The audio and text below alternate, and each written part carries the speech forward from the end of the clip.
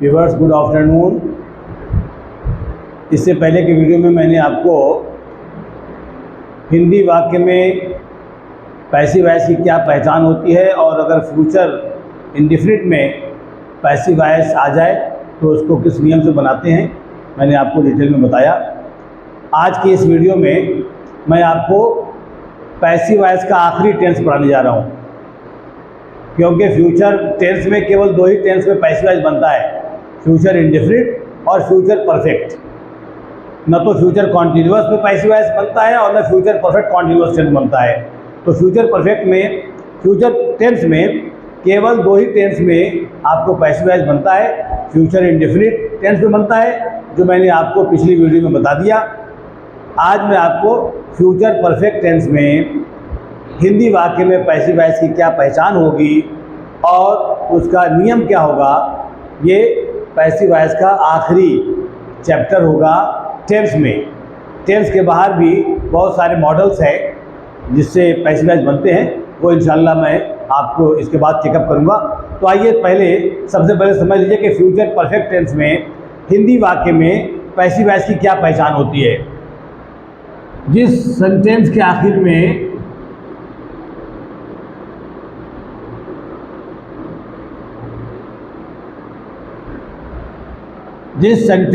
आखिर में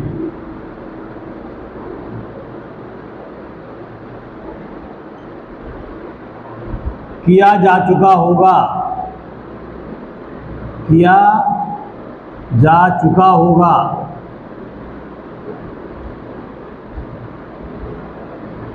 पढ़ाया जा चुका होगा, बनाया जा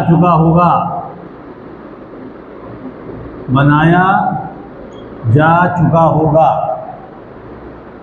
चुका होगा, चुकी होगी, चुके होंगे, ये बदल भी सकता है। पढ़ाया जा चुका होगा, पढ़ाई जा चुकी होगी, पढ़ाए जा चुके होंगे। बुलाया जा चुका होगा, बुलाई जा चुकी होगी, बुलाए जा चुके होंगे। तो ये मात्रा बदल सकता है। तो जिस सेंटेंस के आखिर में किया जा चुका होगा, पढ़ाया जा चुका होगा, बनाया जा चुका होगा या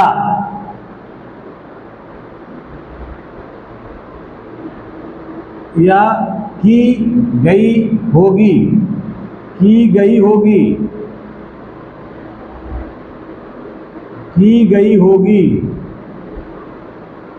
बनाई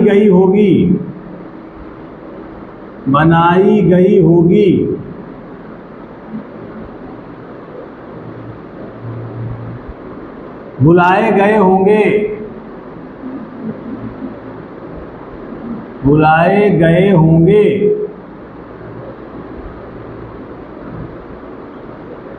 आदि यानी एटसेट्रा। आदि शब्द आए तो, एटसेट्रा शब्द आए तो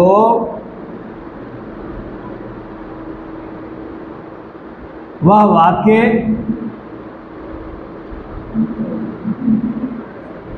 फ्यूचर परफेक्ट टेंस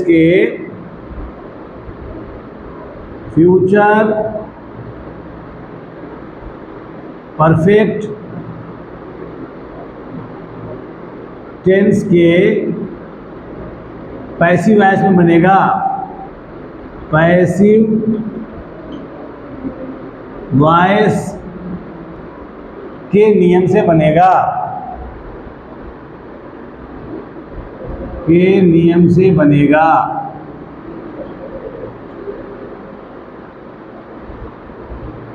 और पैसिव वॉइस का आम रूल क्या है, जनरल रूल क्या है कि जिस टेंस में पैसिव वॉइस होगा ठीक उसके आगे वाले टेंस की हेल्पिंग वर्ब लगाएंगे।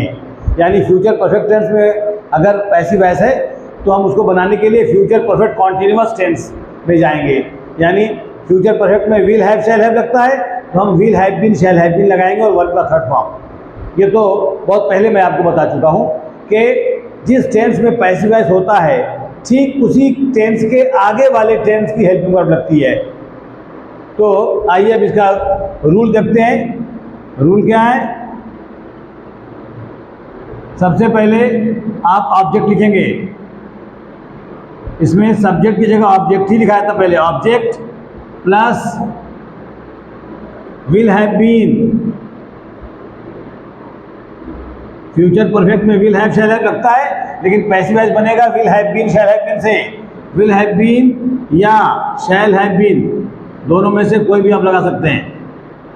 शैल हैव बीन प्लस वर्ब का थर्ड फॉर्म प्लस ETC, ये इसका रूल होगा। जैसे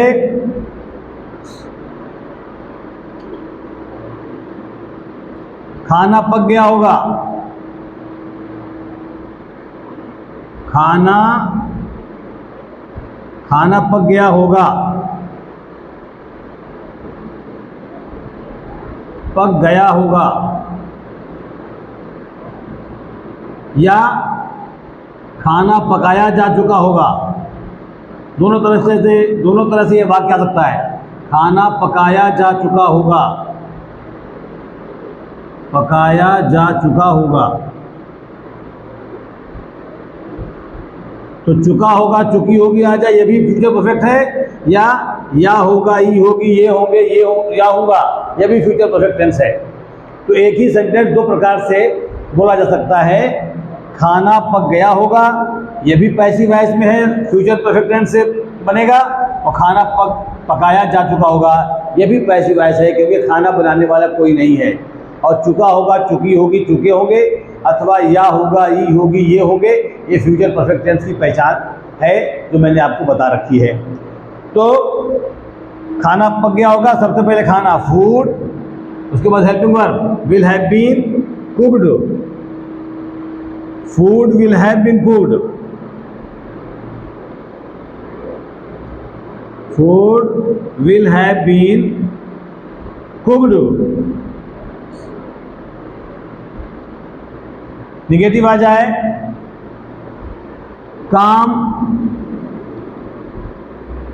काम अभी नहीं हुआ होगा, काम अभी नहीं किया गया होगा, किया गया होगा। या होगा, ई होगी, ये होंगे, फ्यूचर परफेक्ट टेंस है। काम अभी नहीं किया गया होगा, तो क्या बनेगा? सबसे पहले ऑब्जेक्ट, वर्क या होगा के लिए विल, उसके बाद नॉट, तब हैव बीन। यानी अगर नॉट आ जाएगा तो विल के बाद नॉट लगा लेंगे, उसके बाद हैव भी लगाएंगे। Work will not have been, करना का थर्ड फॉर्म डन, अभी की अंग्रेजी right now. Work will not have been done right now, work will not have been done right now, अभी की अंग्रेजी right now. Work will not have been done right now, अगर क्या आ जाए, क्या जमाल को बुलाया जा चुका होगा या बुलाया गया होगा, एक ही बात है। क्या जमाल को बुलाया गया होगा या क्या जमाल को बुलाया जा चुका होगा, ये दोनों सेंटेंस फ्यूचर परफेक्ट में है और पैसिव वॉइस में है, क्योंकि बुलाने वाला कोई नहीं। जमाल को कौन बुला रहा है पता नहीं। तो सबसे पहले helping verb will Jamal have been called, will Jamal have been called, क्या जमाल को बुलाया गया होगा, will Jamal have been called. हाँ, बच्चों को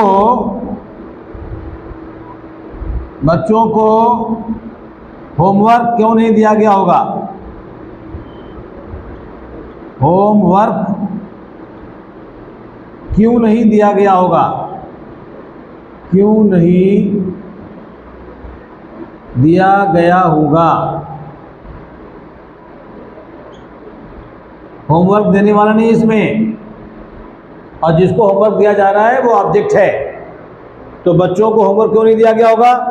पहले वाई, उसके बाद विल, फिर object children, not, have been, देना का थर्ड फॉर्म गिवन। तो अब लाइए, बच्चों को होमवर्क क्यों दिया गया होगा? Why will children not have been given homework।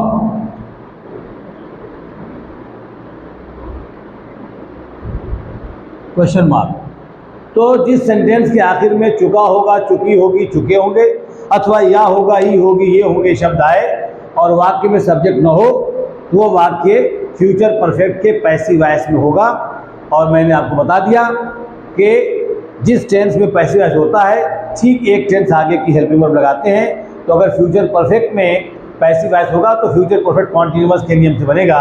जैसे लोगों को दावत दी गई होगी, दावत कौन दे रहा है? नहीं मालूम। और किसको दावत दी जा रही है? लोगों को। तो दावत देने वाला ही सब्जेक्ट होता है और सब्जेक्ट इसमें है नहीं, और जिसको दावत दी जा रही है वो तो ऑब्जेक्ट है। तो ये पैसिव वॉइस में है। लोगों को दावत दी गई होगी, people will have been invited. लोगों को दावत नहीं दी गई होगी, people will not have been invited. क्या लोगों को खबर दी गई होगी? खबर देने वाला मौजूद नहीं, ये पैसिव वॉइस में है। Will people have been informed. क्या लोगों को खबर नहीं दी गई होगी? Will people not have been informed. बच्चों को अंग्रेजी पढ़ाई जा चुकी होगी, children will have been taught English. बच्चों को हिंदी क्यों नहीं पढ़ाई गई होगी? Why will children not have been taught Hindi. तो व्यूअर्स, मुझे पूरा यकीन है कि सबसे पहले तो आपने पैसिव वॉइस की पहचान ये समझ लिया होगा कि जिस सेंटेंस में सब्जेक्ट ना हो और बिना सब्जेक्ट के काम हो रहा हो वो वाक्य पैसिव वॉइस में बनता है। दूसरी बात ये समझ लिया होगा कि जिस टेंस में पैसिव वॉइस होगा ठीक उसी टेंस के आगे वाले टेंस की हेल्पिंग वर्ब लगाएंगे और वर्ब का हमेशा थर्ड फॉर्म लगाएंगे। मिसाल के तौर पे आइए मैं कह दूं प्रेजेंट इंडेफिनिट में आ जाइए कि काम किया जाता है। ताहत ये प्रेजेंट इंडेफिनिट है, काम करने वाला मौजूद नहीं, वर्क इज डन। इसी को प्रेजेंट कॉन्टिन्यूअस में काम किया जा रहा है, वर्क इज बीइंग डन। इसमें प्रेजेंट कॉन्टिन्यूअस और पास्ट कॉन्टिन्यूअस में पैसिव वॉइस होता है तो is being, are being, am being और वाज बीइंग, वेयर बीइंग बनाते हैं। तो प्रेजेंट कॉन्टिन्यूअस में होगा तो इज बीइंग लगा देंगे एक वचन में, बहुवचन में आर बीइंग, आई के साथ एम बीइंग। तो काम किया जा रहा है, वर्क इज बीइंग डन। आइए प्रेजेंट परफेक्ट में काम किया जा चुका है, वर्क हैज बीन डन। अब प्रेजेंट परफेक्ट कॉन्टिन्यूअस का पैसिव वॉइस बनता नहीं, वहीं इसको क्लोज कर दीजिए। अब आइए पास्ट इंडेफिनिट में काम किया गया, work was done. Past indefinite में है तो हम पास्ट कॉन्टिन्यूअस की हेल्प लगाएंगे, वाज वेयर लगाएंगे। वर्क एक वचन है इसलिए हमको वाज लगाना है। वर्क वाज डन, काम किया जा रहा था, पास्ट कॉन्टिन्यूअस में है तो वाज बीइंग और वेयर बीइंग का इस्तेमाल होता है। एक वचन में वाज बीइंग, बहुवचन में वेयर बीइंग, आई के साथ भी वाज बीइंग। तो काम किया जा रहा था, वर्क वाज बीइंग डन। आइए फ्यूचर पास्ट परफेक्ट में आ जाइए, काम किया गया था, चुका था, चुके थी, चुके थे, या था, ये थे, ये थे। पास्ट परफेक्ट है तो हम पास्ट परफेक्ट कॉन्टिन्यूअस की हेल्प में लगाएंगे, हैड बीन लगाएंगे, वर्क हैड बीन डन। आइए फ्यूचर इंडेफिनिट में काम किया जाएगा। मैं एक ही सेंटेंस को सारे टेंस में घुमा दे रहा हूँ ताकि आपको एकदम क्लियर हो जाए कि कोई दुश्वारी आपके सामने ना आए। काम किया जाएगा, जाएगा, जाएगी, जाएगी, फ्यूचर इंडेफिनिट है तो हम फ्यूचर कॉन्टिन्यूअस में बनाएंगे, वर्क विल बी डन। और काम फ्यूचर इंडेफिनिट के बाद ठीक फ्यूचर परफेक्ट में जाएंगे क्योंकि फ्यूचर कॉन्टिन्यूअस में पैसिव वॉइस बनता नहीं है। तो काम किया गया होगा, या होगा, ही होगी, चुका होगा, चुकी होगी, ये फ्यूचर परफेक्ट है। तो इसको हम बनाएंगे फ्यूचर परफेक्ट कॉन्टिन्यूअस में will have been, shall have been की सहायता से। तो काम किया गया होगा, work will have been done. तो इस तरीके से टेंस में आने वाले हिंदी वाक्य में पैसिव वॉइस की क्या पहचान होगी और पैसिव वॉइस का नियम क्या होगा, ये मैंने आपको पूरा डिटेल में बता दिया। टेंस आपका ख़त्म हो गया। अब हम लोग टेंस के बाहर जो पैसिव वॉइस बनते हैं उसके बहुत सारे मॉडल्स हैं, मैं इंशाल्लाह उसको भी आपको बता दूंगा और वो अगली वीडियो में मैं इंशाल्लाह इसको डिस्कस करूंगा। अगर वीडियो मेरी पसंद आए तो आप इसे लाइक करें, शेयर करें, और अगर आपने अभी तक मेरा चैनल ज्वाइन नहीं किया है तो आप मेरे चैनल को सब्सक्राइब करें और आइकन बेल को ज़रूर दबाएं ताकि मेरी सारी वीडियोज़ आप तक पहुंचती रहें और आप उसकी स्टडी करते रहें और आपको उसका फ़ायदा मिलता रहे। तब तक के लिए इजाज़त दें। अल्लाह हाफिज़।